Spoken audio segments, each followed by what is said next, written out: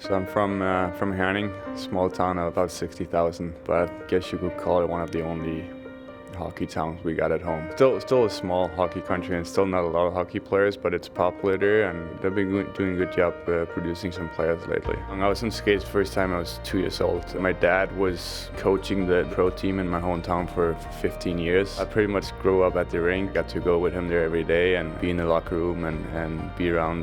Those were my idols when I was a kid, those players playing on that team, so it was cool to be around there every day. So I was the kind of kid I was either at the rink or I was outdoor all day playing roller hockey or something. It didn't matter if it was snowing or raining, we were always outside. Probably had a lot of energy as a kid.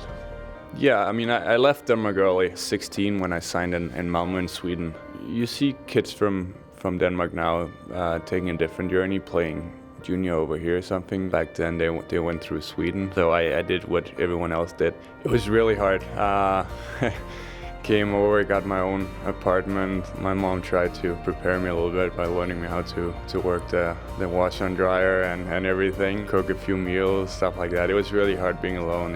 I didn't know Swedish at that time coming over. They put me on the elite team pretty quick too, so I was around, people with family and stuff, so I didn't really get to meet the junior guys at my age, so it took a little time. It was really hard, but once I got some friends around my own age on the junior team, which I played on too. It was the best time of my life. We were 16, 17 years old. We all had our own places, and it was fun. I got to play with a lot of good players. I got to play with players that's been in the NHL that I could learn from. Being from a smaller country, I made the national team earlier than I would have done if I had a Swedish passport or something. So I got to go to World Championship and compete against NHL players. So I think it was a good route for me and get to play against these kind of players and kind of prove to myself that it was possible.